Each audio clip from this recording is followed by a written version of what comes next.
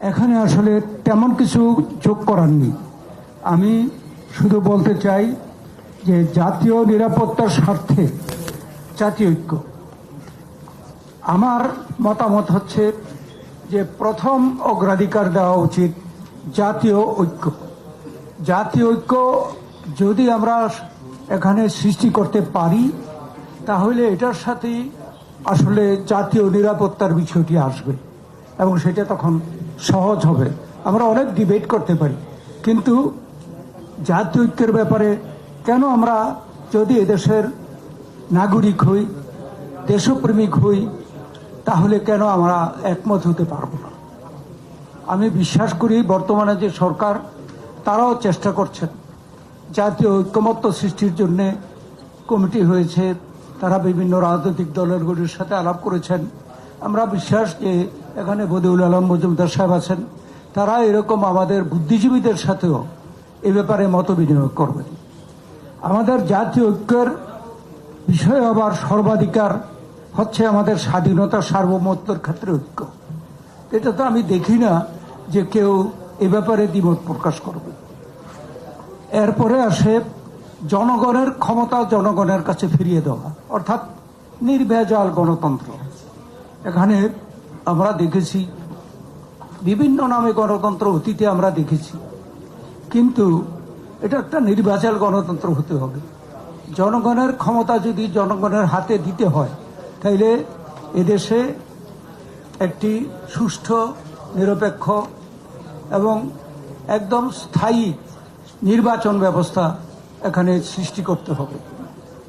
নির্বাচন ব্যবস্থায় নানা রকমের এখন প্রশ্ন উঠতে পারে, বিভিন্ন রাজনৈতিক দলের বিভিন্ন মতামত থাকতে পারে, কিন্তু এই ক্ষেত্রে আমি মনে করি গণতন্ত্রের ব্যাপারে বুদ্ধিজীবীদের মতামত আছে, রাজনীতির মতামত আছে এবং একটা আঞ্চলিক রিজিওনাল একটা গুরুত্ব থাকে।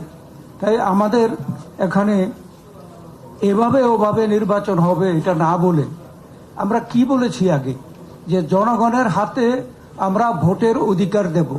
তারা নিজ হাতে নিজ ব্যালটে নিজে স্বাধীনভাবে একজন ব্যক্তিকে তারা তাদের প্রতিনিধি নির্বাচন করবে। এখন প্রশ্ন উঠছে অনেক সময়, আমাদের বন্ধু এখানে ডক্টর সৈয়দ আবদুল্লাহ তাহের বলে গেল, ওনারা সম্প্রতি উঠিয়েছেন পিআর কি, সেখানে ওনারা পিআর পদ্ধতি ইন্ট্রোডিউস করতে চান। কিন্তু মূল প্রশ্ন হচ্ছে একজন মানুষের তার সংসদ সদস্য নির্বাচিত করেছে, পিআরে হলে এটা তো দলের হবে, ব্যক্তির তো প্রতিনিধি হবে না। আর আমরা এই সংসদকে বলছি জনগণের কাছে তারা জবাবদিহি হতে হবে।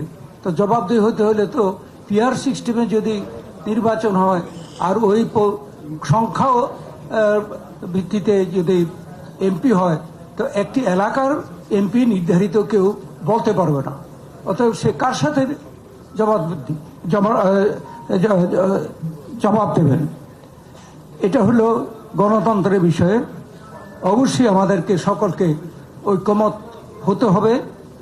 তারপরে আরো কিছু বিষয় এখানে আসা উচিত। বৈষম্যমুক্ত সমাজ আমরা দেখেছি। বৈষম্য বলতে গেলে অনেকে বলেছেন কোন ক্ষেত্রে নাই বৈষম্য।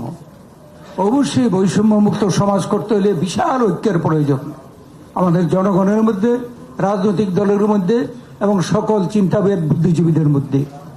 বৈষম্যমুক্ত অর্থনীতি, বেকার সমস্যা সমাধান, শিক্ষাকে কর্মমুখী করা, এইভাবে যদি বলতে চাই সাংবাদিকদের স্বাধীনতা, এগুলো ছাড়া তো ঐক্যমত্য হবে না।